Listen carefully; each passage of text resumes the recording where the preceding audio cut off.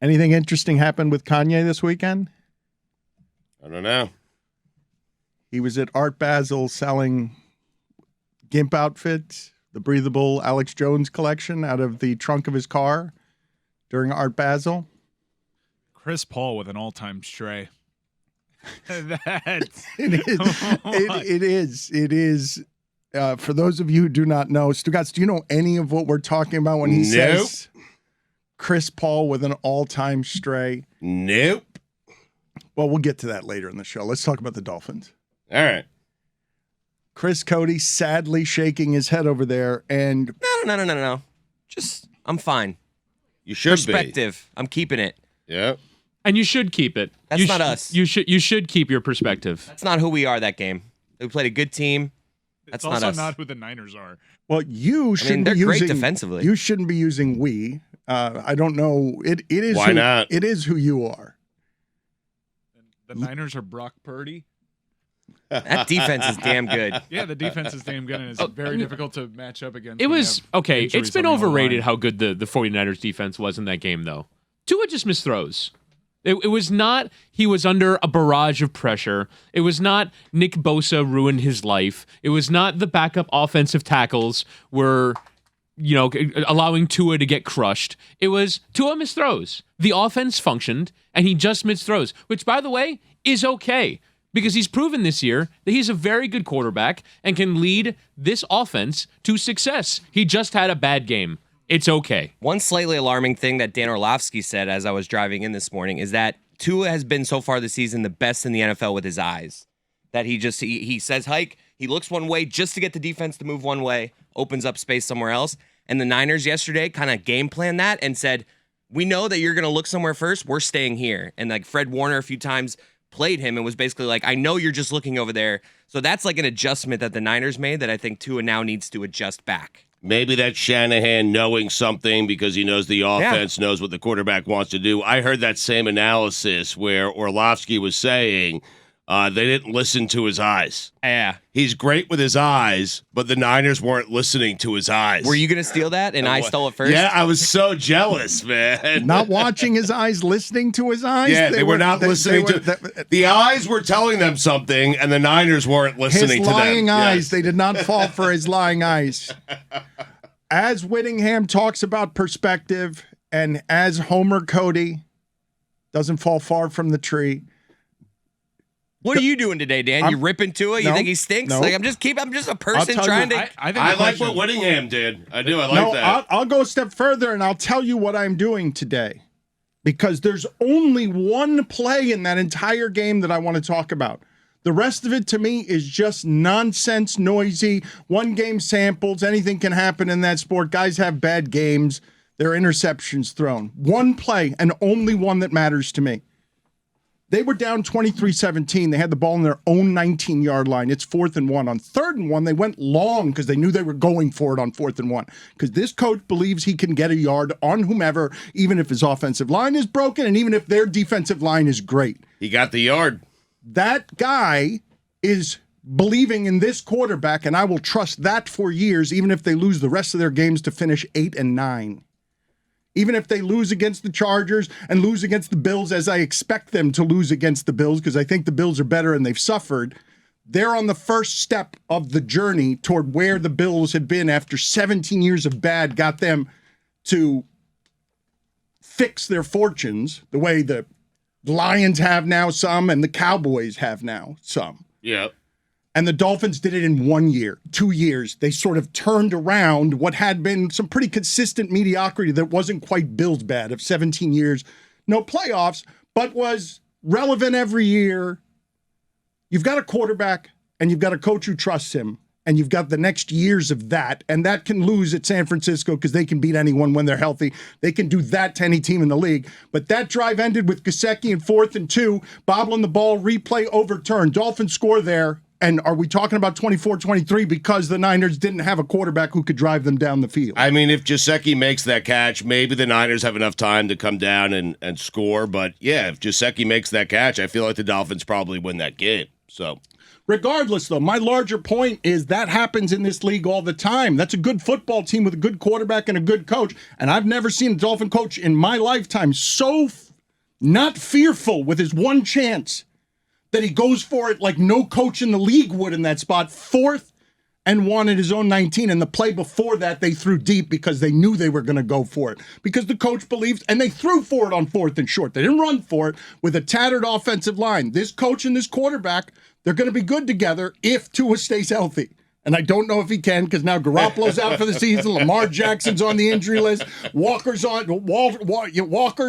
hurt too. Kenneth Walker. Like, I don't know if they're going to be healthy or what the analysis means. They could finish 8-9, and I'd still think this team is a success because of all of that. Yeah, I was encouraged. Like, I know people are taking their shots at Tua. You know, what'd we tell you? Go on the road, play against a tough defense. I thought Tua was fine. I thought he was good. I think Whittingham makes a great point. He had some drops. One interception was not his fault. One was.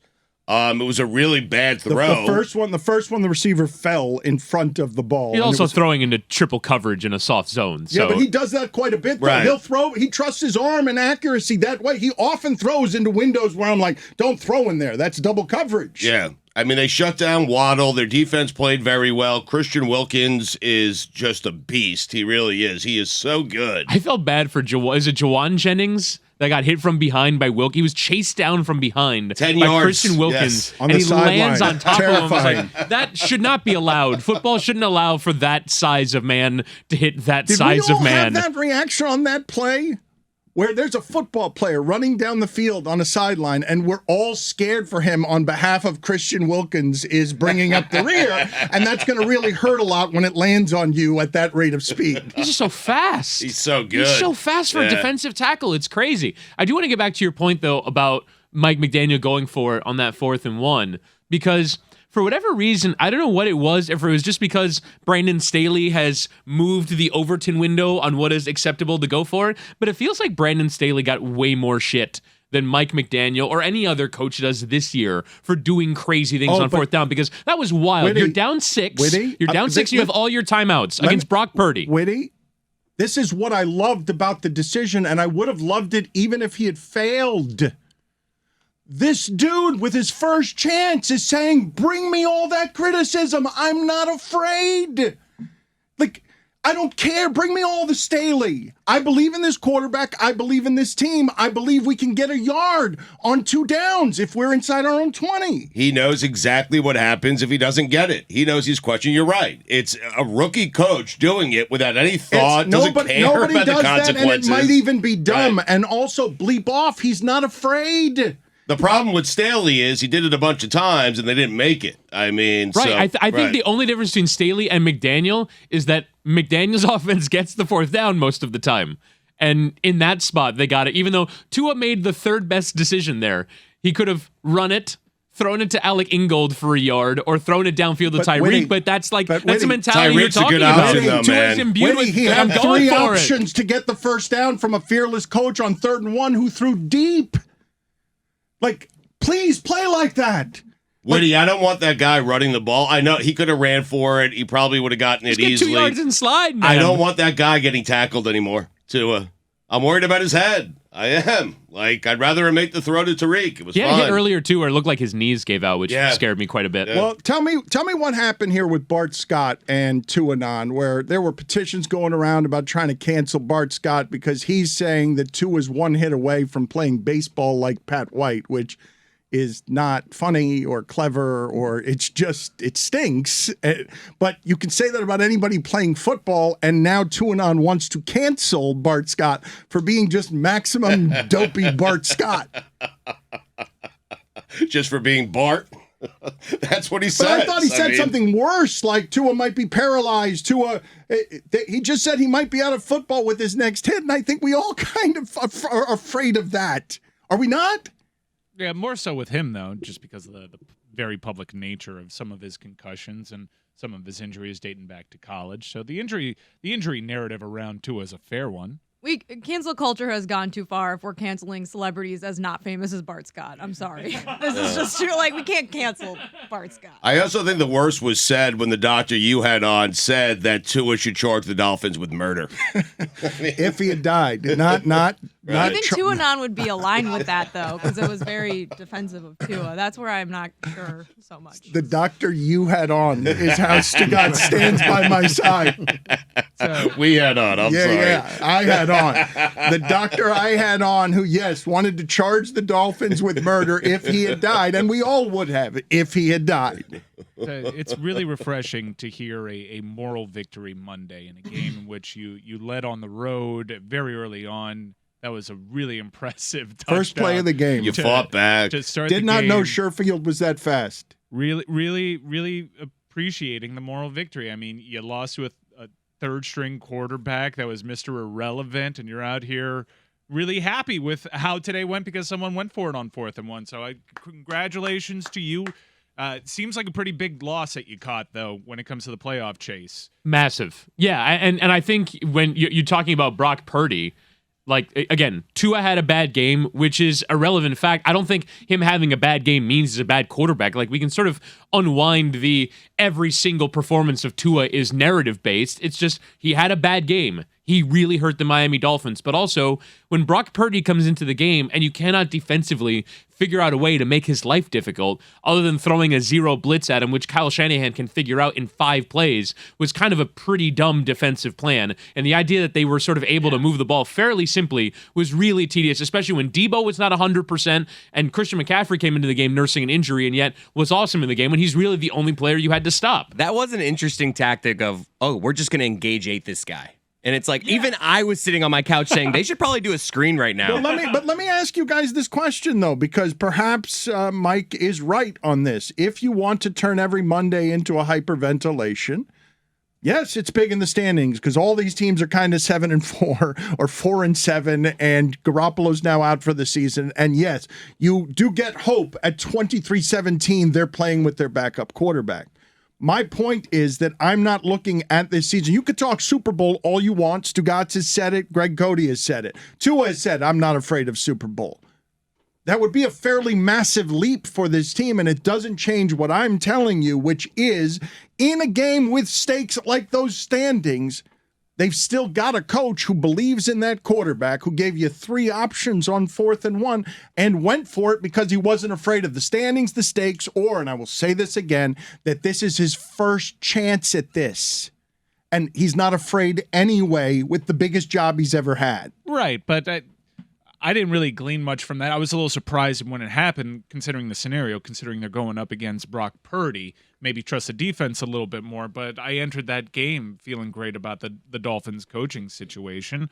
I think this season will ultimately be defined by this road string, and it got off to a bad start.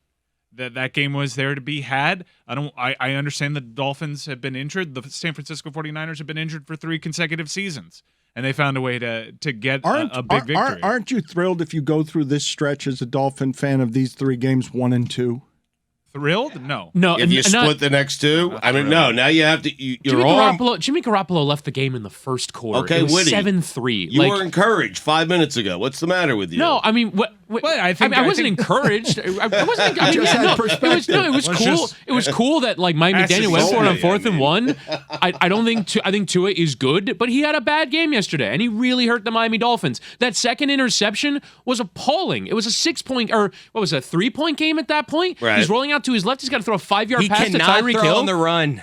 He's terrible at that. But that like, is not just, like yesterday. That's always. I mean, he but, just can't throw on the run. Throw on the run 20 yards downfield is one thing. Don't throw a it behind. 5-yard pass to Tyreek Hill. I mean, Jesus. It was a terrible throw with the game on the line. Right. And so you have these moments where they could come back and win, and then it just got away from them. And also he had an ankle injury after the game. That's not terribly encouraging going forward. But defensively, they've had issues all season, and this incredible offense has masked that. We haven't had the conversation about, well, Brian Flores left behind his defensive coordinator. Maybe Brian Flores was a defensive coordinator because this guy doesn't appear to know what he's doing very much. I would not be surprised if he doesn't come back next year. This defense is hurting the Dolphins right now, and they should have held them to 14 points yesterday. And it was honestly a huge let-off for the Buffalo Bills. and the Kansas City Chiefs really, after they lost too, that the Dolphins didn't win yesterday. You have to think about getting home playoff games. You don't want to go on the road to Baltimore or to Kansas City. Baltimore, get out of No, here. man. I don't want to hear about Just make the Baltimore. You're playoff. 8-3 and you're playing Brock Purdy. I get if you lose to Herbert or you lose to Josh Allen on the road. You're playing Brock Purdy for Okay. 3 quarters. You've It just has been to be a sitting win. and waiting. What You've is just the been man? I think waiting. he enjoyed yesterday's result. I do. I mean, Whittingham, I'm having trouble I don't with, like Tua. with some of I what's mean- happening here because, and you are not wrong about what you're saying. And Mike's not wrong either about that's their backup quarterback. You keep telling us you're an elite team. Just go ahead and drag them. but we are now armed with one of the results of this 3-game That's trip. right. The So now Trident. you're telling me you wouldn't take a That- no, split but over the just- next 2? You guys, for over a month, were beating up on really bad teams. Yeah, that's how And- the NFL works. You I- beat up on the bad teams, you go understand. 500 against the good teams, and you make the playoffs. Boom. Okay, I understand how the NFL works, but after a month of hyperventilation about this offense, and you edged out the Lions, you edged out the Bears, your offense looked good, but this was a true test, and you did not pass it. But Mike, they are 2 games clear of the. They're going to make the All right, playoffs. but They're Stugotz, 2 games let's- up on the let's Patriots.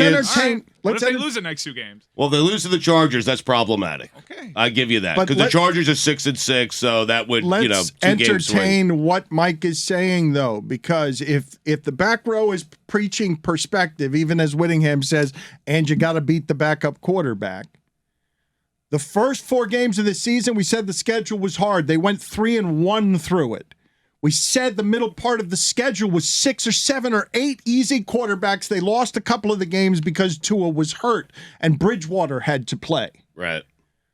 If I told you going into December before this season, and now you're headed into this stretch of Buffalo, Chargers, Niners on the road, you guys are all saying they're coming. The best they're doing there is 1-2 through December because you don't believe in this team.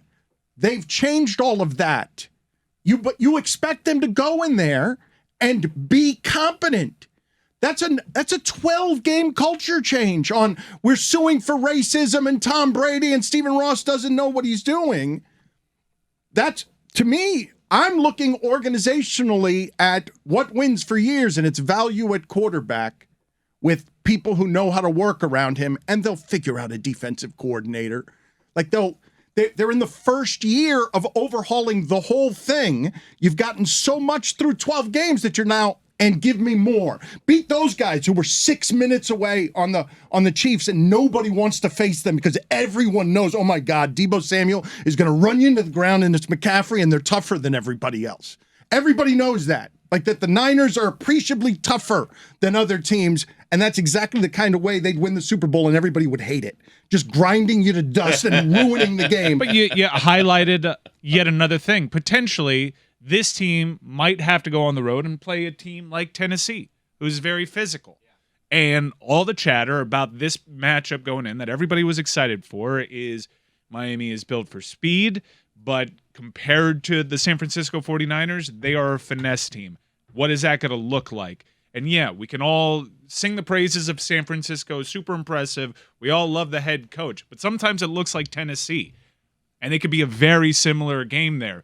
You now, with dropping that result, have yourself in a situation where you may have to go on the road and beat a physical team. And I think a lot of those same problems, granted, they weren't healthy, but the problems on the offensive line when it comes to health, that's been the story all season long. You'd be a fool to not expect it come playoff time. Right, and you have both offensive tackles out yesterday in Austin Jackson and Teron Armstead. Stugotz mentioned that Waddle was sort of shut down. He was hurt, and he is very obviously hurt trying to give it a go out there.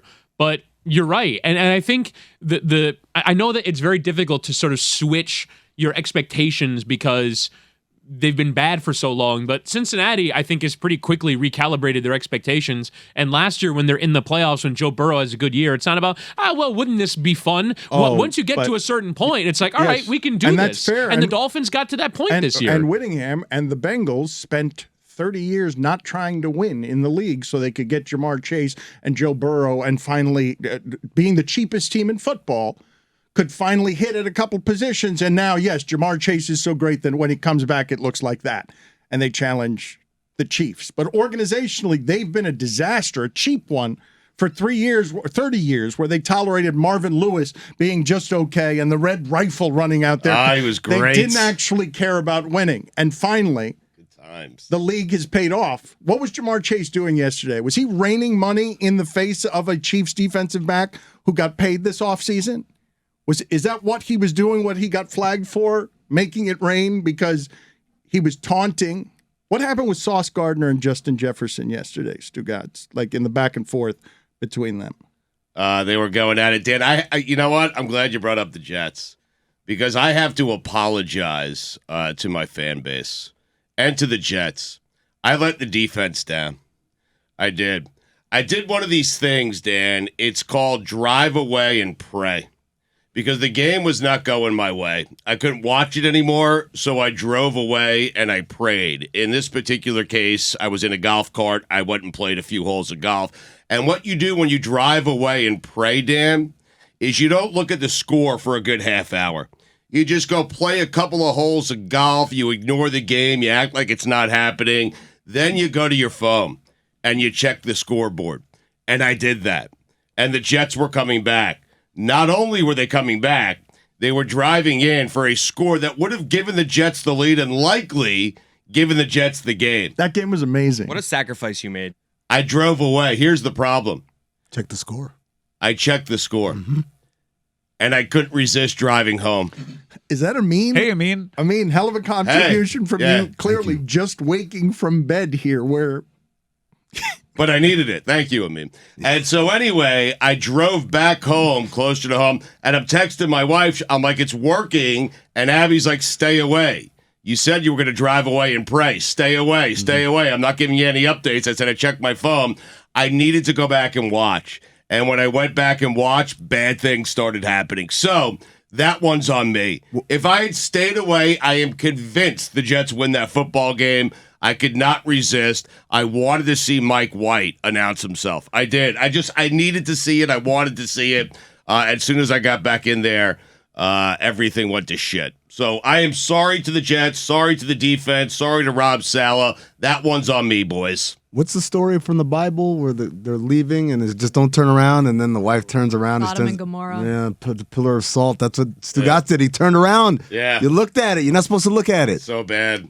So bad. I'm sorry. I'm in a very sorry. Bible mood. Who leaves in the middle of their team playing a close competitive I do game all on the the road? time. It wasn't close when I Sometimes you just left. have That's to the leave. point. Or you have Yeah. 17 leave. teams. You Right. can- Yeah. I've never watched a single football game. Coming and going. Who knows with you? I just am Yeah. always leaving. I mean, Well, what are the rules here? Because I think it's fairly appalling what Stugotz has just said, and I don't think a lot of people would No, say that. if your team is struggling, you got to change it up for sure. I had to. But to go not watch game, you got to change it up by not watching the game. He's bullshit. He had a tea time. Yeah. No. This was at 20-3. I'm like, this is a complete disaster. And so I drove away and I prayed. Like Chris is saying, Whittingham is saying, oh, such a close game. It wasn't a close game. gave That's up. why I drove away. So you're saying you gave up on the game. You weren't trying to change the format. I of was your trying to team. mix things up. Dan, That's all. you're misunderstanding. Yeah, that's it. Yeah. What do you mean I'm misunderstanding? He's telling you that the game wasn't going right. Yep. Clearly, something wasn't happening the right way. Mm-hmm. And the factor that he had the most control over was his own presence. He can't change the coverages. Right. Right? Yes, But thank he you. can't go out there and catch a ball. But what he Preach. can do is drive away and pray. Yep. So that's what his contribution. And it was working until he decided, I don't want to do what's best for the team anymore. Correct. Got selfish. Yes. That's what happened. Yeah. Disease of me. I mean, 27-22, Dan, and they're driving. I mean, that's when I turned the phone back on. That game was so good at the end. I'm not even joking though. I do this, Stugotz, when the Steelers are having a close game. Of I'm course. like yesterday, I didn't drive away or pray, but I just turned the game off. I watched the Commanders-Giants game instead. Right. Oh. I didn't watch the end. I knew the Steelers were going to give up a late touchdown. They did. I didn't know Right. if they'd come back and win or not. They eventually did. But Yep. I was like, I don't want to have anything to do with this. If I watch it, something bad's going to happen. Yeah. I'm going to watch this stupid Giants game Yeah. because of my stupid boyfriend. Really disappointed in myself. I mean, I'm 0-1 this year, Dan. Listen, unlike Zach Wilson, at least I can acknowledge when I There you let go. my team down. Attaboy. And yesterday, I let my team down. So I'm sorry. I just wanted to apologize to the Jets. It's called That's all. accountability, Dano. Yeah. I was really bummed to discover that game did not go to Pens. 20-20. You got your beloved tie, Stugotz. It's exactly It's a the big game. tie. It's exactly the game the Commanders and Giants should play. Oh, I'm so pissed off at that tie. The NFC playoff race is already confusing enough as it is. No, watch this. Now we got 2 1s hanging off the end of the column. Oh, Mike, no. help me with this because I don't know which is the better division, if it's the AFC East or the NFC East. But I think the third best team in the AFC East is better than the third best team in the NFC East because the Commanders and Giants are both that. They deserve to tie for the rest of the season. Go away, both of you. Get out of here. Get out of here with all of that. All that 1917. Get it out of my life. That was a good game. Can I just keep Taylor Heineke with 7 minutes left to play? He's great. Because like the Terry- first 3.5 quarters of let that happen. But Brian Daboll also, we should just have a Daboll cam on the Giants sideline. He always is doing something funny. Even if he's mad, it's funny. He's just always doing Which something is the kinda better cute, division? humorous. Which is just quality of team? The Patriots are the worst of the bunch in the I can't AFC pick the one East. with the Jets, even though they're actually good. They're still the Jets. How You do you have pick two. that one? You have 2 teams in the NFC East that I think legit could win the Super Bowl, right? Well, Like, you got one in the AFC One in the East that AFC everyone East, thinks yes. can legit win the Super Bowl in the Bills. And maybe the Dolphins. no, I don't. You and Cody are the ones out there on the Dolphins. We're fine with that. I mean, the Jets aren't winning it. The Giants aren't winning. But you're saying the Jets are better than the Giants, is what you're the saying. part I'm asking you, yes, the Jets are better than the Giants and have a better future than the Giants as well, even without somehow a quarterback. So are the Dolphins better than the Cowboys? I don't think so. No, but the Cowboys scored 33 points unanswered in the fourth quarter yesterday. They put up a 50. Chris, you had a direct quote, right? That I'm never worried. I know that we're scoring at least 30 points every game, right? That's what you said? I mean, look, man, the offense looked like that early on in the season. I'm keeping I've kept perspective about this Dolphins team. I never said they were better than the Bills. I've always said that the easy schedule, they're going to get a record. Like I think the Dolphins are right where I thought they were. Like a 4 or 5 seed this year. Let's make the playoffs. We'll go on the road, get our feet wet. I'm having fun. I'm not going to let any of you tell me I should be panicking right now. The Dolphins are having a great season right now. I am looking forward to next Sunday night. Okay. And we're like, what do you like? You just want me to cry here? Like they lost. They didn't play good. It's okay. I don't understand why it is that Mike Ryan is running me off the point of even if they lose the rest of their games to finish 8-9 because whatever, we don't measure the injuries enough, and it matters that their offensive linemen are hurt. But Dan, if they go 0-9 the rest of the way, McDaniel will not be able to go for it he has that luxury to do what he did yesterday because they're 8-3. Okay, and what I'm telling you is I want that shaping the future of what my team looks like as the Jets now become this thing, Stugotz, where Sauce Gardner is saying after the game, nobody slows Justin Jefferson. He got slowed yesterday. He had 45 yards. It was Tyreek Hill's 1 yard ahead of Justin Jefferson on "You'll never stop me. I'm one of the most proficient receivers there's ever been." Sauce Gardner said after the game, I was in his shit all game. He got that one route on me. Well, I mean, that one route is the difference between winning and losing. Okay. But I understand. But he's just saying, I was in his shit all game, saying that to the best receiver in the sport. And Justin Jefferson's response was, in what shit? You can't talk having safety help. Call me when your coach trusts you to go one-on-one. I mean, he had 7 catches for 45 yards. That is slowing Justin Jefferson. That is slowing him down. He I did will have a take touchdown. that. If I'm playing Yes. against Justin Jefferson, you tell me before the game he's going to have 7 catches for 45 yards and 1 touchdown. I'm like, yes, sign me up. It's the only reason Cousins is good. Right. And Sauce was not on him the entire game. And I wouldn't put Sauce one-on-one with Justin Jefferson. I wouldn't put anyone one-on-one with Justin Jefferson. But I didn't you know need help when you're guarding I that didn't guy. know Justin Jefferson could actually be held to 45 yards. Speaking of cornerback wide receiver showdowns, I thought the best one was actually DK Metcalf and Jalen Ramsey yesterday. So good. The Fox broadcasts were all over it. So good. Jalen Ramsey sometimes is asked to play zone and not follow a receiver. So anytime DK Metcalf would go in motion, he'd basically signal to him, hey, come follow me, and taunt him. They have a bit of an exchange. A penalty is called on DK Metcalf for taunting, but then Which Ramsey loves, right? Yeah. Ramsey exists to get that penalty. But you see how they win the game. throw to DK Metcalf on Jalen Ramsey. It was just an incredible battle. Geno Smith, man. Every single week. Like, I keep waiting for it to stop. It's not stopping. 367 yards, 3 touchdowns, and that throw to win the game. How the hell is this happening? He's the MVP. He's the MVP simply because he had no shot at winning the MVP before the season started. You could say Mahomes, you could say Josh Allen, you could say Joe Burrow, you could say any of these guys. But from where Geno Smith came from to where he is right now, holy bleep. Like, why wouldn't you give him the MVP? Guy's been through 10 years of shit, and here he is throwing dimes all over the field. There is an award for going through 10 years of shit, right? Do they have comeback player of the year in the NFL? They should create a new award for Geno Smith that is 10 just years of a shit. comeback player from 10 years of all of us were idiots about you, man. We're sorry. Like, we're fools. Like, we all got it wrong in the analysis of Geno Smith. Presented by Cordero Patterson. He was famous for getting punched by a teammate in the face as a Jet. There's sound somewhere of Stugotz just railing against Geno Smith and saying that he should be benched. And the Jets ran him into the ground. And what would that award be called? The 8 years fuck off. Like, all of you fuck off award. The whole league, right? Not just Tom Brady award. This is different, though, Mike. 8 years I've done nothing. He's thrown more touchdowns this year than the last 7 years combined. You typically don't get to stay in the league when it's been that long. That is correct. And I just ask you, though, as yesterday, Stugotz, because if you saw this, Mike Ryan was doubting the Bengals, and I was right there with him. But yesterday, as they beat the Chiefs for the third time, and all of us, I think, would say, hey, that's the only way you beat the Chiefs. I know the Bucs did it in the Super Bowl when their offensive line was wrecked. But the only way the Chiefs are losing games is at the end, oh, no, they lost by 3 points because the other team was really great at offense. Yeah. But we all know the Chiefs are great. They are great. And the Bengals yesterday. They're great, too. Watching that game, yes, with Jamar Chase, they're great. Because, Stugotz, what would happen is, holding, Bengals, 1st and 20.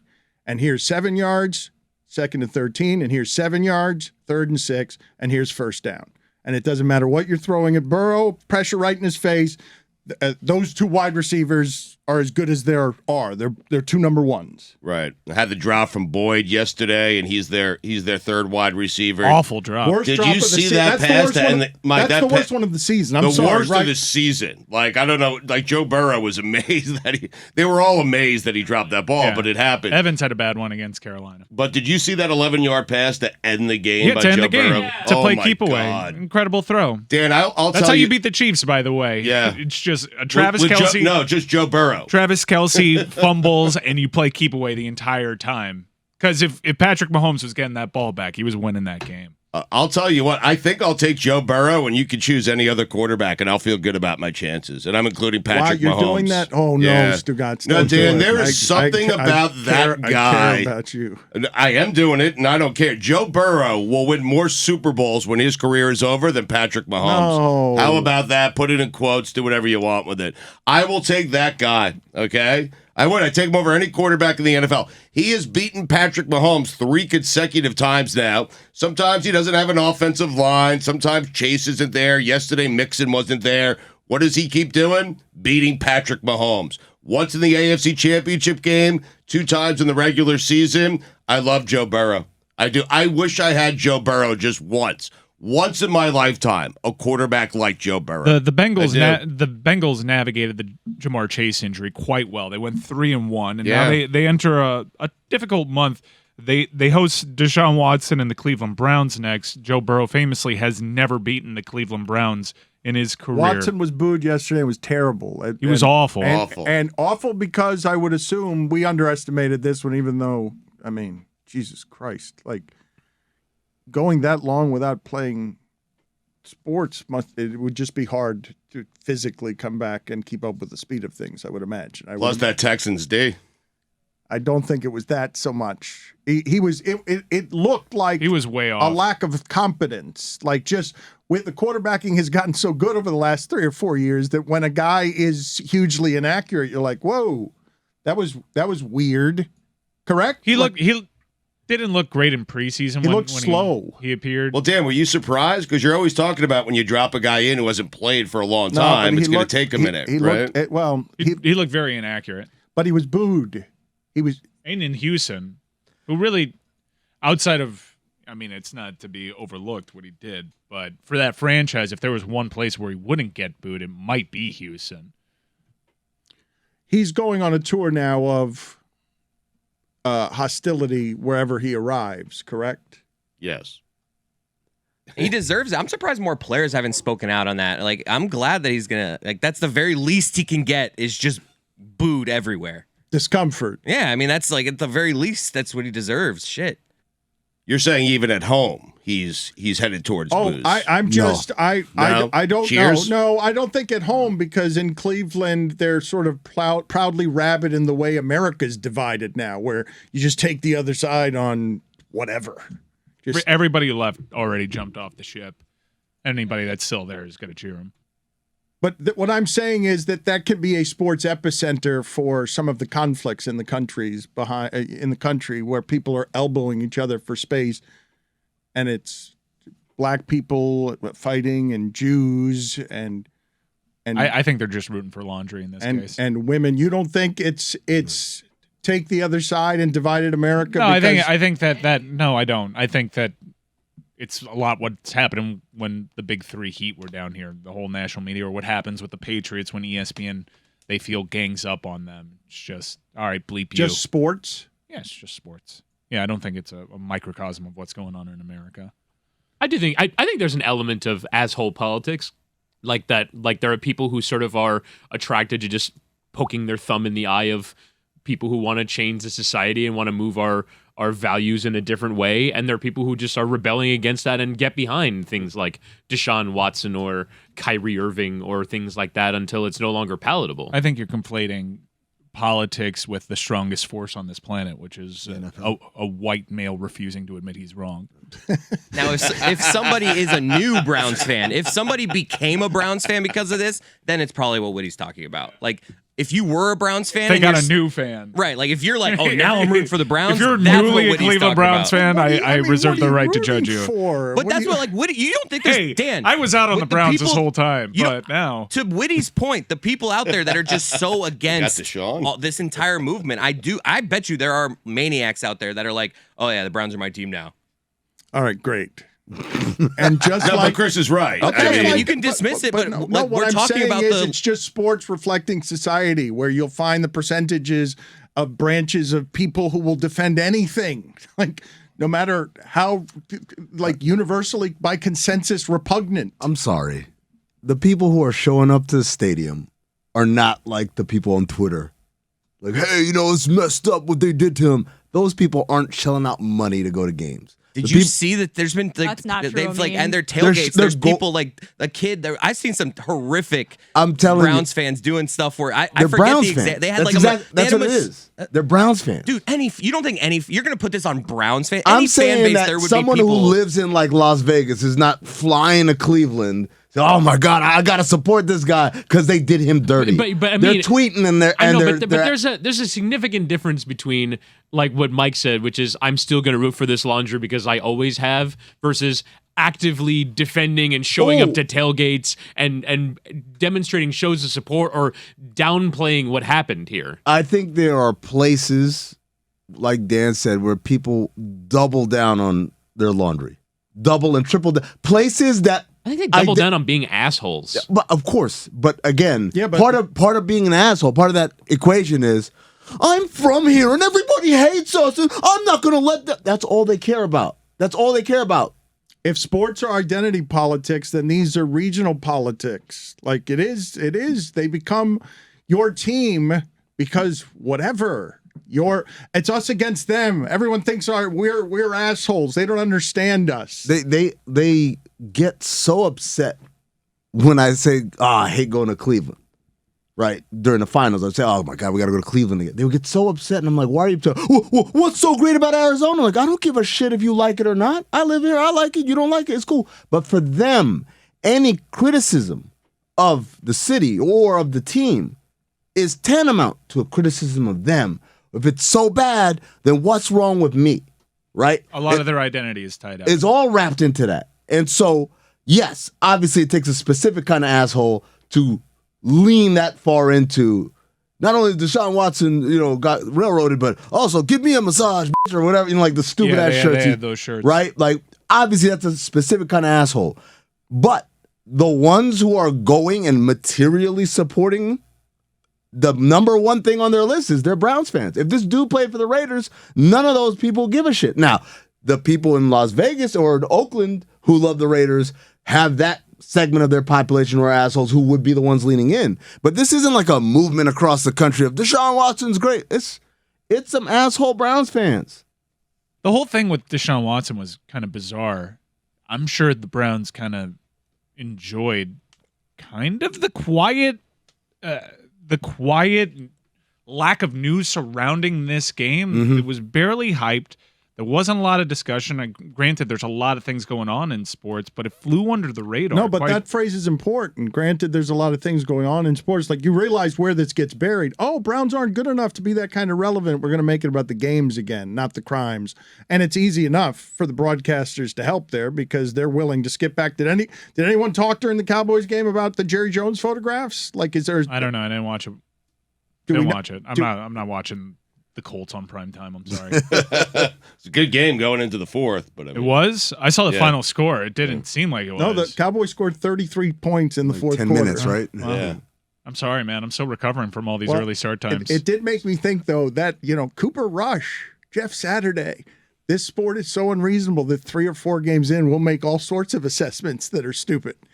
And the Browns aren't relevant enough. Jacoby Brissett lost just enough for them to be able to sneak in yesterday in a game that none of us cared about, because who cared about the results of Browns-Texans? They were all super excited. I still follow a lot of Browns Twitter, and the victory over the Bucs in overtime set up this scenario in which Deshaun flies in and rescues them and carries them to the postseason by not losing another game. And it's all in their hands, and they play an opponent that in Joe Burrow that they've never lost to. So the vibes are good right now because Deshaun Watson played poorly and they had an easy dub.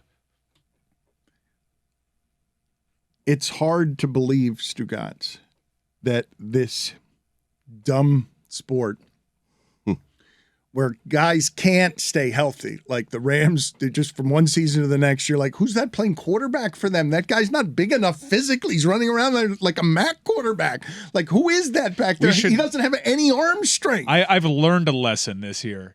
If there is a reigning Super Bowl champion and all they do the entire offseason is talk about retirement, fade them the next season. Not a good sign. It's a bad sign. This team just won I don't the have a huge sample with it, but I feel confident that this is a big red flag entering the season going forward. Aaron Donald, not so sure. The coach, not so sure. Even Stafford, there was discussion. I'm telling you, next time there is a Super Bowl champion that goes all in for just a single championship and has zero draft capital left, and they all talk about retirement that offseason, I'm fading the fuck out of them. It all flamed out on McVay. McVay could have worked for Amazon, $200 million contract, boy wonder, come back to the sport whenever he wants.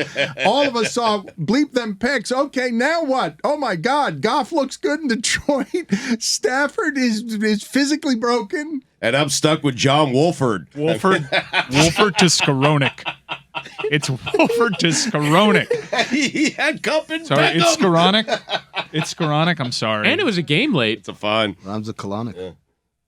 Rhymes with colonic. Colonic. It does. That's the way to remember how to pronounce it. It's called heuristics, Dan. Let me teach you something, right? Like, you got to go with a rule of thumb, and when you put that in your head, next time you see it, like, I know exactly how to say it. It's why I don't know how to pronounce the guy's name, Chris Falica. Like, I still don't know because I haven't created a heuristic for it, so I keep messing it up. Is it Falica or Falica? The Bear. You guys hate Art Basel as much as I do. Yeah. Yeah. You have to, right? Enough. Yeah, it's Enough of terrible. this Basel. It's terrible. It's terrible. Is it over yet? It's supposed to be yesterday was the last. ending time. here. Oh, okay. Yeah, it's dribbling out this today. So fucking loud outside my apartment this week. And it's just like it's reached a point where all they want is just like the most outrageous thing. Like, Something to art, go there it is. $100,000 for this You should walk sleeve. in with I that. saw Or the someone in a sodas. convertible driving down Biscayne Boulevard with like a humongous elephant in their backseat. Yeah. This year it was the ATM that revealed the bank balance of whoever put their yes. card in it. I saw and that. Diplo had it top at 2.8 million in his account or something like that. Like, I just, what are we That's doing? it. How is this art? Dan, your brother's an artist. How is this art? Art Basel? I don't get to decide. You don't get to decide what art is. Like every year, I don't know what they did this year, but every year there's somebody who puts a banana peel smudge on a wall and somebody buys it for $20,000. My 4-year-old did that this weekend. We decided, by the way, our show is calling it Fart Basil. It stinks, right? The whole event. Stinks, No, but seriously, you guys are bothered by the traffic, the number of people in town who are faux artists. I'm bothered by the ostentatious plastic materialism of it. As someone who's not an artist, I don't give a shit about art, but it's all very Miami. Art Basel every year. Us as a but place, it's not. Us as a place of art and culture is funny. Well, I think it's not, right? It's not very Miami. It is and it is. I know what you're talking about when you say it's very Miami, but it's also not because 99% of these people are just people from like New York who want to get away from 40-degree days. Yes, it's beautiful. Isn't that what makes it Miami? It's the weather in December. It's beautiful here. Nobody gets this as their winter, and so people have expense accounts come down, inflate prices on art, and everyone has like a debaucherous weekend of way too many people here. My Uber ride, which is usually about like $25 from the airport to my hotel, was $70. $70. I was like, what? Traffic everywhere. And they got you. No, I mean, just, like it's just. I wonder, what do you think is less about the thing? Do you think people coming to Art Basel less about art than people coming to Super Bowl week are about football? But what was Kanye doing locally here? Was he not selling? When I ask you, as this of the spiritual center of emptiness, of all Kardashian royalty, That makes a lot of sense. no, everything that's happening here, where he's running his, who knows what, I mean, I don't know if mental illness, not on meds. Like Kanye's not some revolutionary genius. He's swastikas. Like I don't know what he's doing, talking about Hitler on the Alex Jones show. Like You know how bad it's got to be for Alex Jones to be the one trying to walk Voice you of back? reason. Hey, bro, like relax. Like, oh man, it's at some Looking out point. for you here. At some point, I know. oh wow, Wow, never heard that Please don't before. make me do more. Yeah, wait a Everything minute. is limited. Just No, let it please, live like it no, was, Dan. That was it. It was fun. Please, That's it. Please, just all I'm saying is That's all I got, man. please cultivate Alex Jones. When you've arrived at the pop culture Are you sure that plane hit the Pentagon, man? Come on. ground zero. That's good, man. Ground zero of Kanye in a gimp outfit on Alex Jones's show. Alex Jones trying to say it's unfair to you. It's unfair to you that people associate you with Hitler. Man, be careful. Did you just here. do a word combo as Alex Jones? He did. Did you just call He a gimp did. outfit a goutfit in your Alex Jones voice? I did. Which, by the way, Alex Jones probably has a gout fit. But so he's wearing whatever it is. He's wearing. I mean, that's not art. In near had to be here somewhere, right? Alex Jones is coming out of the shadows after calling. I mean, I can't even laugh about this stuff. Sandy Hook, a conspiracy, and somehow I didn't even know he was still broadcasting. I would think the shame would make him just disappear. Why wouldn't he keep broadcasting? I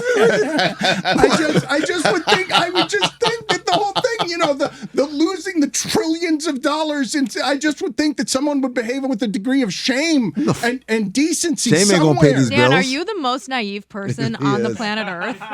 I'm sorry. I'm only half listening to this because I'm trying to find the clip from Mystery Crate where Whitty said that a fan followed him into the bathroom at Magic City Casino and yelled, "Whitty's taking a shit," so that we can play it on the main show. But Dan, Were you? You have to be the Shitting most naive him. person on earth.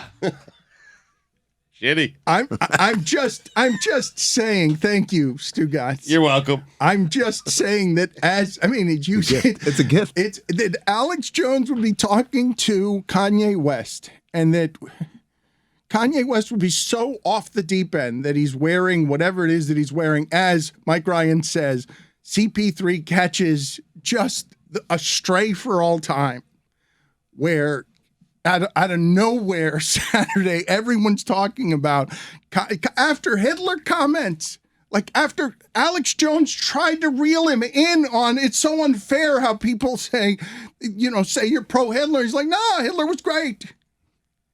And you're like, what am I? I'm going to walk that back, my man. what am I listening to? What is this?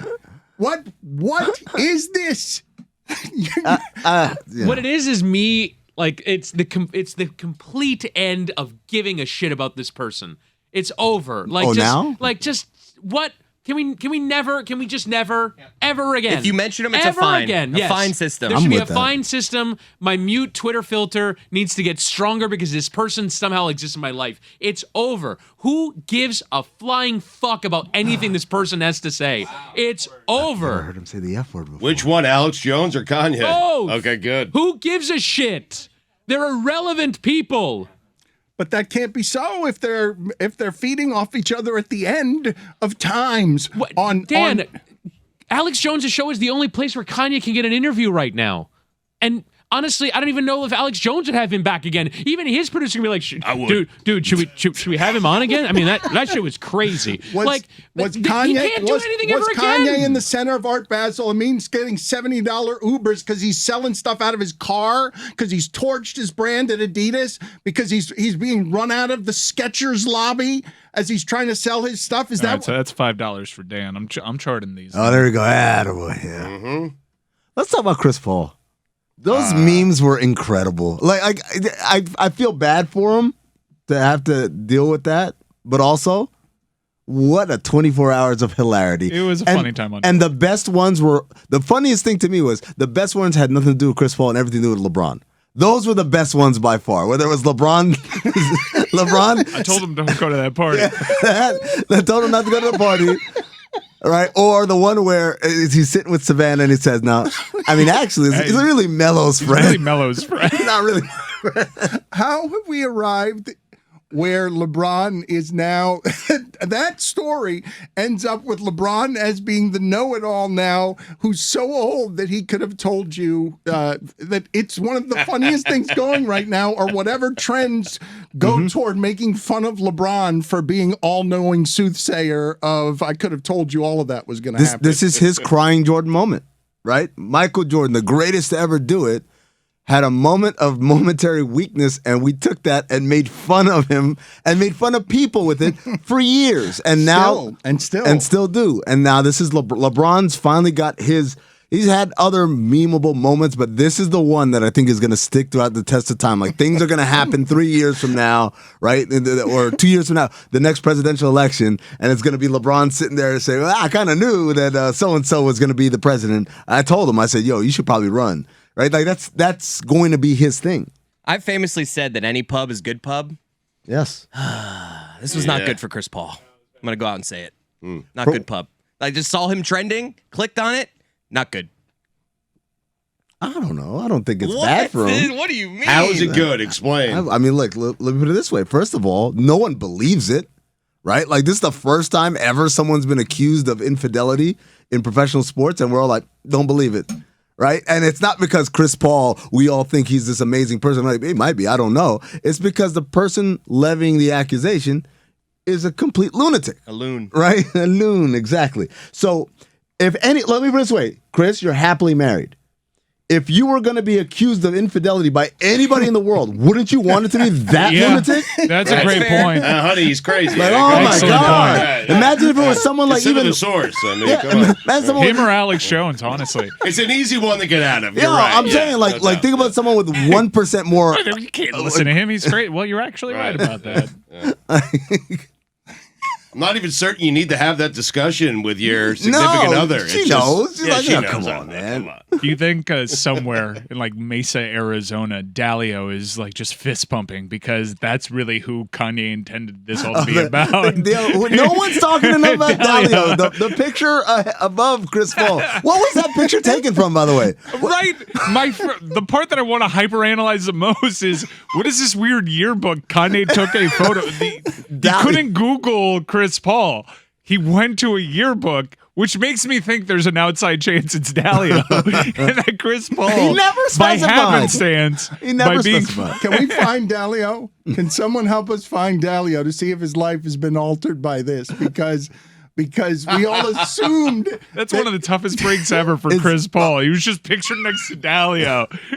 You think Dalio's married? Does he have to explain to his wife? Like, no, come on, baby. You can't believe this guy. get Dalio. Somebody get me Dalio. I want to be the guy. I want to be the show that gets Dalio, whose life has probably been altered by this, because some people think that he's been accused.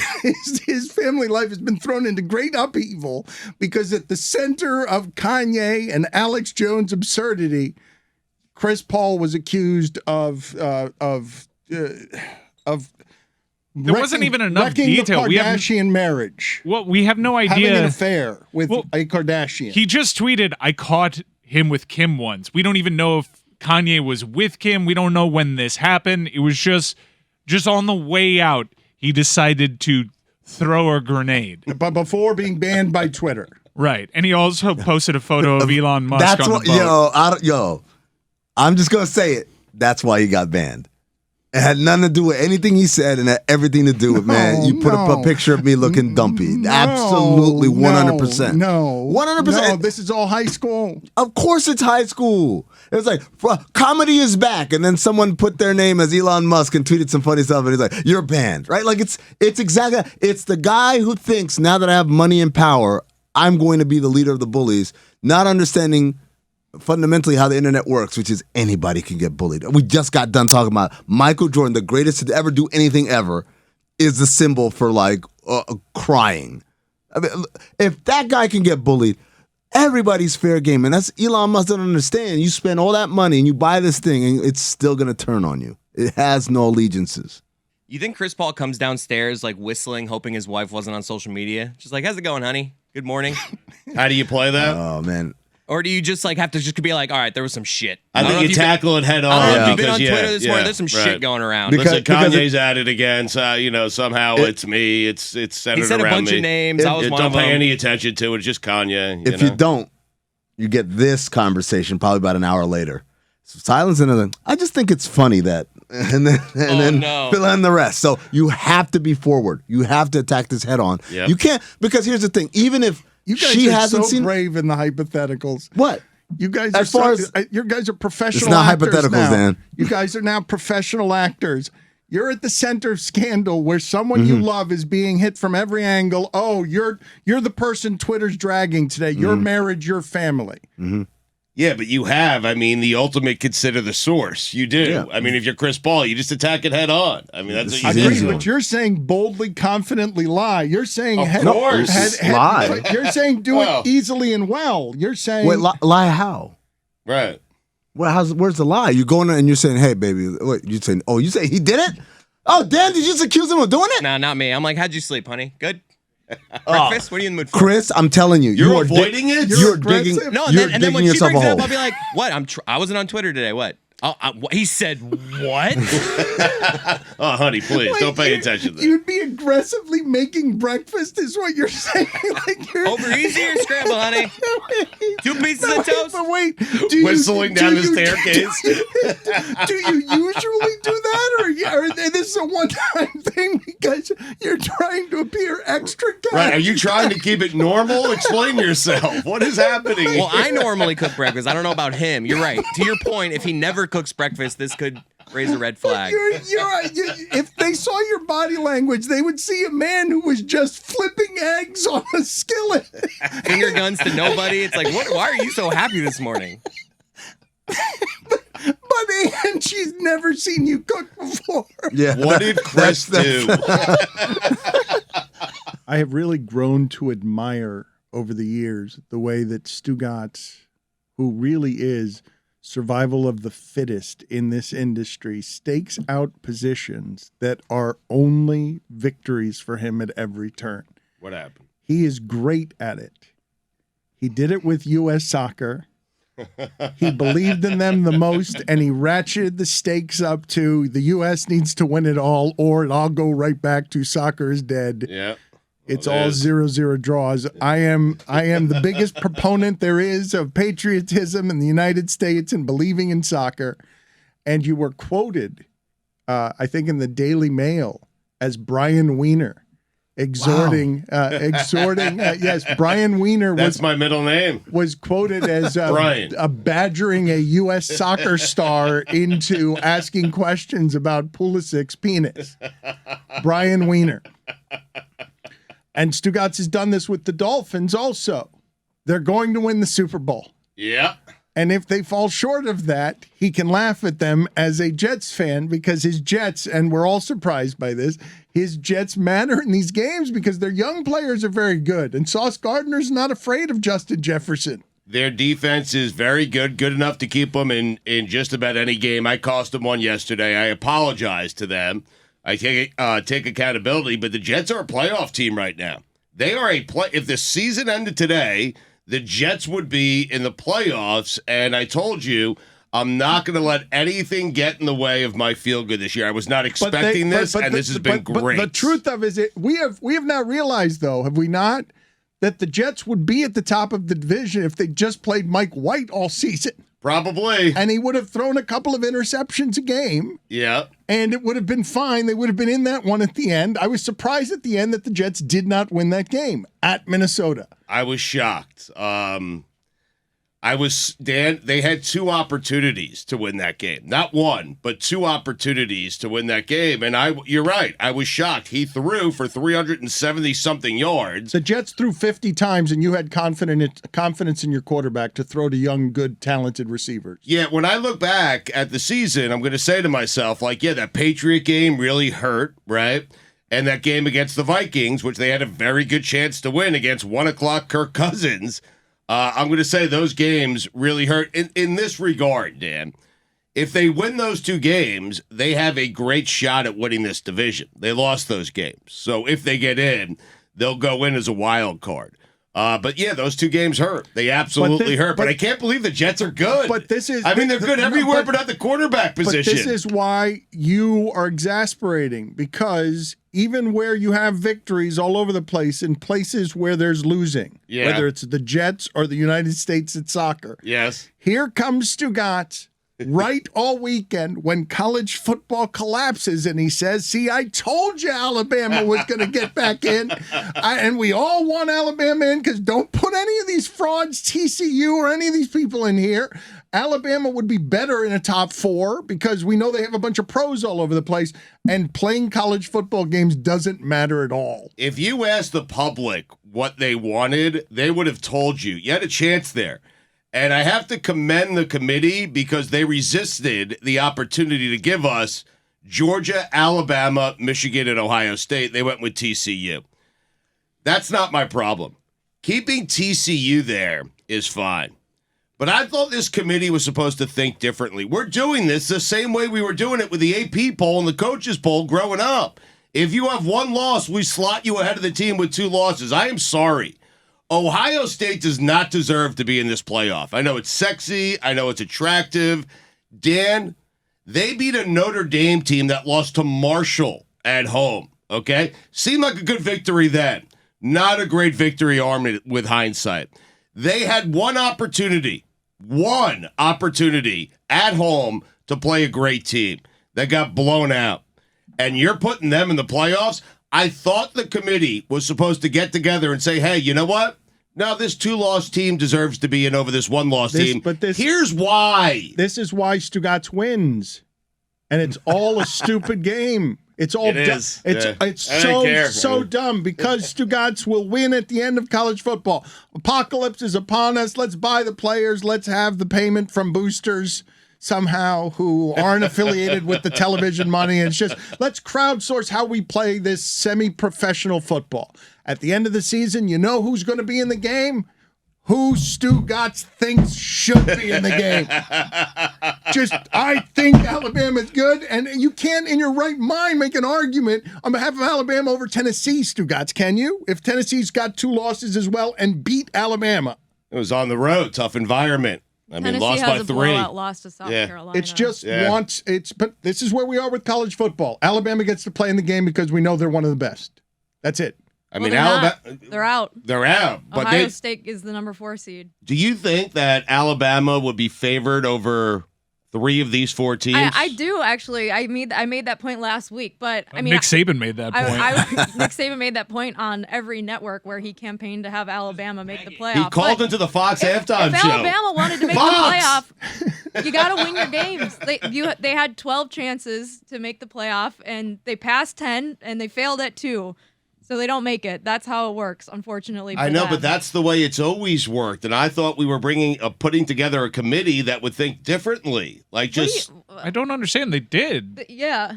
They didn't put Alabama in. They'd always put Alabama in. no, they put the 1-loss teams in, the undefeated and 1-loss teams. But Stugotz, isn't that like the it's most putting Ohio's? No, it's putting That's the Ohio Stugotz State. way of No. doing the problem. Who won more? Who Yes, lost more? yes, Put the that's team my that won more I, in. I hold Done. them to a higher standard. Yes, that's the way I would do it, and that's the problem. Dude, this was what I was hoping this conversation was going to lead to. Was the idea that if Stugotz were on the committee, he'd be sitting in that chair, shitting loss. on his own. 1 loss. You guys, who was Alabama's best win? 1 this loss. season? Oh, that's such a good question. I mean, probably Mississippi. Yeah, it's No, right? not Mississippi. Do you actually know who their only good win is this season off the top of your head? I would say Mississippi. It's So not clearly, Mississippi. I don't. It's Texas, and they beat Okay. Texas at Texas with Texas backup quarterback. Do you and, know? and who- by a play, Jessica, yes, and by a correct. play, they by a point and by a play, they barely beat Texas. Do you know how TCU did But they beat against 'em. Texas? How? They beat them. Okay. And they only lost 1 game in overtime to Kansas State in the Big 12 championship. Do you know who didn't make their championship game because they lost their division? Who? Alabama. Okay, so I'm not upset about TCU. I'm applauding them for putting TCU in the playoff. It's Ohio State. You can make an So who argument. is Ohio State's best? Ohio best State win? was trailing to Northwestern in the second half. Trailing to Northwestern. Who is Ohio They State's have best one win, not in the United States. They're number 1 in Ireland, and that's it. Okay, Northwestern. They beat Northwestern. You're picking a really random beat them weird 21 to game 7. to get upset about. They beat They got Northwestern. blown out by Michigan I don't want at to defend home. Ohio State. Stop making me defend Ohio State. But You're Ohio mad State about the has thing I 2 said about top Notre Dame, 25 right? That's what it is. I'm not mad about that. Ohio State. Look, you're picking the edgy argument here, which is Bama instead of Bama over TCU, Bama over Ohio State. I get it. Ohio State has a better resume than Alabama. Just period. They do. They lost to Michigan, who's the 2 seed, in the last weekend of the regular season. But they have a better resume. They beat Penn State. They beat Notre Dame. They didn't lose any of their other games. Alabama lost to LSU, who got blown out by Georgia in the SEC championship game. And Tennessee, who got blown out by South Carolina the second to last week of the season. Alabama's out. Ohio State's in. But I would think, Jessica, that the easy thing that's happening here is just people are saying Alabama's great because Alabama's always been great, and it means more to be able to win any of your games in the SEC, even if we can't remember any of the important ones. You did it in the SEC. It's better than Michigan and Ohio State. We all But know they this. didn't do it in the SEC. They lost to 2 SEC teams. They didn't do it in the SEC. But they did beat Arkansas. They beat Mississippi. What They is that, beat though? Mississippi Yeah, State. but you're I not mean, you're not going with ranked teams. The best Ohio Mike, State who beat did Ohio- Maryland. They beat. there isn't a win but in Maryland's not Mississippi State But or there isn't- Mississippi. I Dude, mean, there isn't a better win for Alabama than on the road at Penn State. There isn't. I mean, on the road at Mississippi is not. No, Mississippi's not even ranked. unranked. They lost to Mississippi State. Oh, on But at the Thanksgiving. time, they were ranked 11th, Mike. I don't Oh care my about at God. that time. Well, at the time, at Notre the Dame time, was what ranked was Penn 5th State then, ranked? week 1. I think Stugotz is doing what a lot of people are doing. Not which is- watching college football. and just saying the SEC is better. That's what I'm doing, The yes. SEC is always better because Mike Leach Which is might there. not be wrong. Like it might not be wrong that Alabama has better players and is a better team than Ohio State. Which Play to win. right, Wait, but like, they but, weren't- but we could have said that before the season. We can say that after. We can say that during. Then Like, there's here's no an idea. point in the sport. Here's an idea, Stugotz. We should rank the blue blood teams coming into the season with the best talent and the coaches that have won national championships. Texas A&M should be in the playoff. Yeah. This is Stugotz is The Aggies. You realize you guys are not realizing what I'm saying when I say Stugotz wins. Stugotz pays just enough attention to college football the last 5 years that his only analysis is always, did you beat Alabama? And if you did not beat Alabama, then Right. you did not beat anyone who was good. Because Alabama is the best and they rule the SEC. And then the SEC got a little bit more relevant with the famous coaches beneath Saban, and so you think Mike Leach has a good football team and Mississippi State matter when they're not as good as Penn State and these other teams. I They're don't not. like a world where Georgia can win a national championship without doing it against Alabama. I don't want to live in that world. I like Then, the world then with get rid Alabama of divisions in in it. the SEC. Yeah, If that's yeah. the world that you want. I Wait, mean, so you that guys, would make it but you easier. guys are doing this thing with Penn State, who was 13th at the time, but you say that you don't care what they were ranked at the time. But they're ranked they're even still- higher now. yeah, What they're are No, they they're, now? they're ranked 21 now. Okay, They're thank top you. 25. Bingo. Texas They're is- going over. Got okay, lucky like, there. they're- Winner. This is fascinating to watch you two actually try to use logic and kind of Yeah, consistency. logic. I'm sorry. I I'm didn't sorry. like Wait, this. Penn State is 11. Notre Dame is Yeah. 21. Notre Dame is That's 21. that's what I got confused on. That's a They fine. beat number 11 You Penn confused State the shit and out they of me, beat too. I number was like, 21 what Notre happened Dame. to I, was Penn like, State? I said Penn State made a Rose Bowl. It'd You guys- be weird for them to make the Rose Bowl at that You ranking. guys remember in the Avengers, The granddaddy of them all. like Star-Lord pulls out a gun and he tries to shoot Thanos and Thanos turns it into bubbles?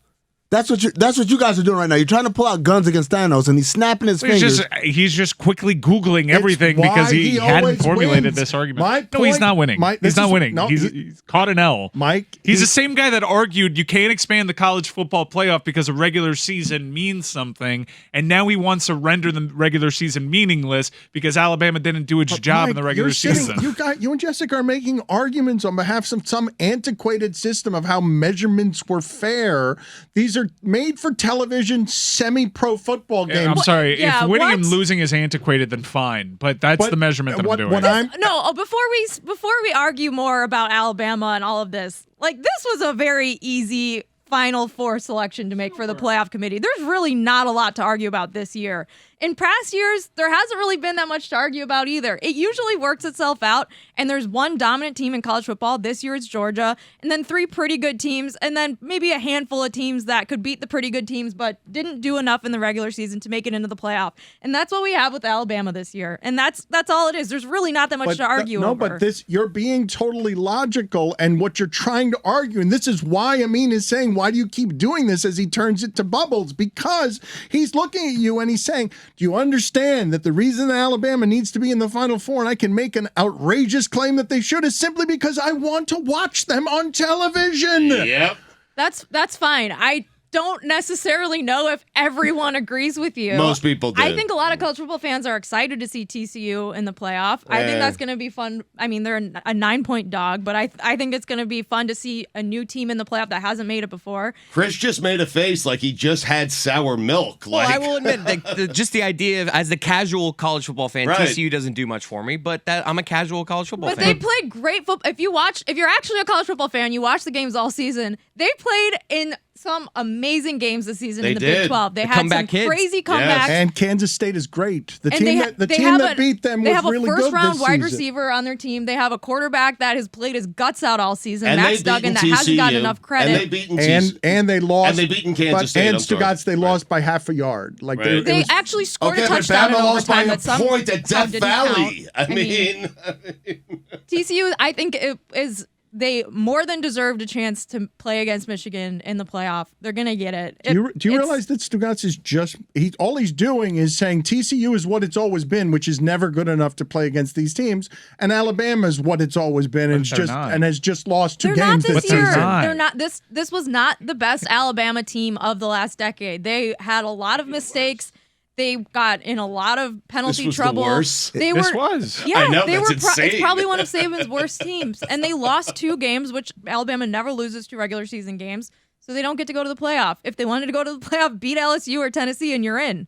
It's pretty simple. you were with me a week ago. What happened to you? I know, because I was scared that USC was going to make it. I wanted Alabama to make it over USC. Well, but this is what I wanted to ask laying you. the groundwork for because that. I thought about this I stupidity hate over the USC so weekend. much. I was so happy when they lost on Friday night. They got blown out. I was laughing. I woke up Saturday morning with a big smile on my face. I was like, why am I so happy? What, did I get a promotion at work or something? Oh, no, USC lost. It's so great. It's great because Mario Cristobal gets undone by Utah. Nobody's given the millions to Utah's coach. And Uncle Kyle. And Utah is 10 wins every season, and they're for some reason in the game of big time college football. And USC, which went out and tilted the scales, Stugotz, during the pandemic. Like, this is sneaky, man. if we're just going to make college football, hey, I could steal that team's coach and quarterback, put them on the West Coast, and just make a new team out of it. To have them undressed by Utah undressed where their athletes undressed, where you're allowing 40 points and you can't do anything. The mercenary semi-pro league was just undone by Utah doing it the old-fashioned, good old college football way. I mean, I think, Caleb Williams was hurt in the second half, but I think it shows like this USC team was kind of built on Caleb Williams being able to just get it done mostly by himself. Like they have some really good wide receivers, obviously Jordan Addison being one of them, but he couldn't run. Their defense has been selling out to force turnovers all season, and like they could not make a tackle on Friday night. Like it was hard to watch. I mean, maybe not for me. I was actually really enjoying watching it. It was very easy for me to watch. But this is why Stugotz wins, Jessica, because everything that happened in the sport. Because you're always there to say he's winning when he is not making a winning argument. How about you stop saying he's winning? He's not. I'm so confused. Look at his eyes when he's Googling. He's lost. I'm not looking at anything. I'm just sitting here looking at Twitter. I'm looking at you and Jess, and it's like watching someone trying because I keep having Dan tell me he's winning. I'm looking at you. It looks he's not winning. It's like you guys are trying to tackle Barry Sanders. He's like not winning. He's not there. He sounds like a fool. He's a buffoon. How do I sound like a fool? He's a buffoon. And there's just somebody behind him going, he's winning. He's Mike, winning. but this is what you're doing. What are we talking Zero about? Wins. Zero wins. What are we doing? One win. It's Two not wins. Thanos. It's not Bubbles. It's just a fool and some other person saying he's winning. Well, what are you so upset about? This is insanity. What are you upset about? I blame Dan. You want Stop saying he's Alabama winning. huh? I mean, he's not winning. He doesn't remember what he said. What did I say? He thinks Ole Miss is ranked. They guy's were. a damn fool. 11 at the time, Just Michael. stop telling me he's winning. Yeah. To no one in the audience is he winning. Only you. Mike. You are the problem. Would Bama be favored over Georgia? Stop talking. Would Bama be favored over Georgia? Answer the question. I saw you chewing on your tongue the second Jess started talking. Yeah, they probably would. You were done. Slight you were 1 point done favorite. and dusted. When she asked you what the best win was, you were scanning your brain.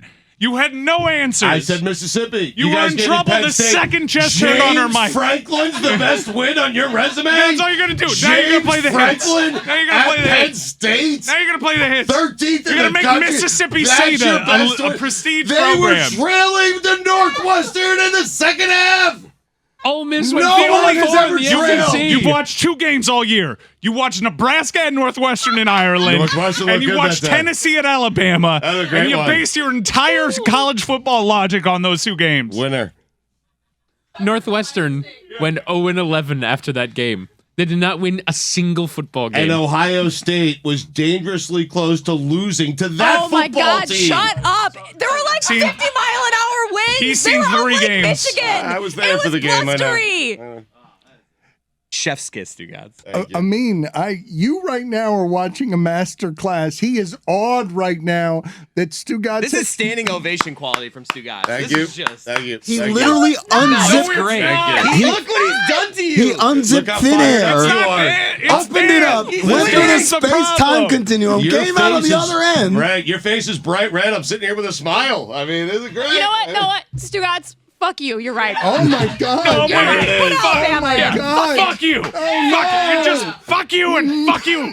Fuck you for enabling that. No, Fuck the both of you. Yeah, you won, Stugotz. You won. He just walked out. Undefeated. They walked out.